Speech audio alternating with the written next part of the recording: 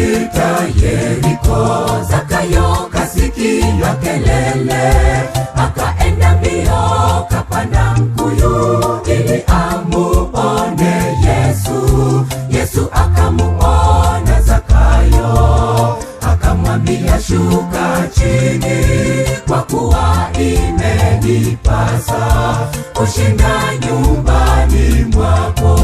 Yesu alipopita Yeriko, Zakayo kasikia kelele, akaenda mbio kapanda mkuyu ili amuone Yesu.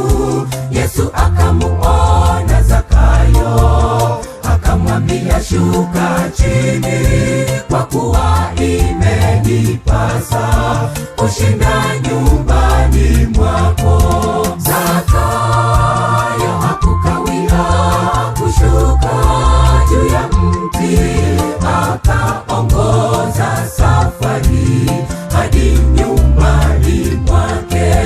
Akamwambia, Bwana wangu, kama nilimdhulumu mtu, ni tayari hata sasa kurudisha mara 4. Hivyo twapaswa kutubu dhambi zetu, kama twataka kurithi uzima wa milele. Zakayo hakukawia kushuka juu ya mti, akaongoza safari hadi nyumbani mwake. Akamwambia, Bwana wangu, kama nilimdhulumu mtu, ni tayari hata sasa kurudisha mara 4. Hivyo twapaswa kutubu dhambi zetu, kama twataka kurithi uzima wa milele.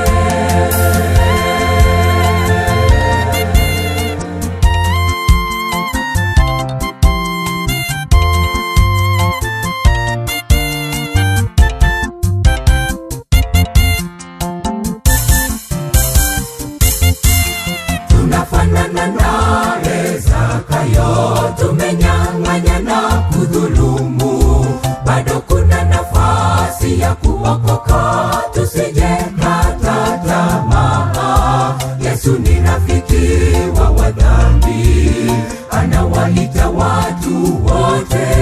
Unaposikia wito, kubali kushuka chini. Tunafanana naye Zakayo, tumenyang'anyana kudhulumu, bado kuna nafasi ya kuokoka, tusije kata tamaa. Yesu ni rafiki wa wadhambi, anawaita watu wote. Unaposikia wito, kubali kushuka chini. Zakayo hakukawia kushuka juu ya mti, akaongoza safari hadi nyumbani mwake. Akamwambia,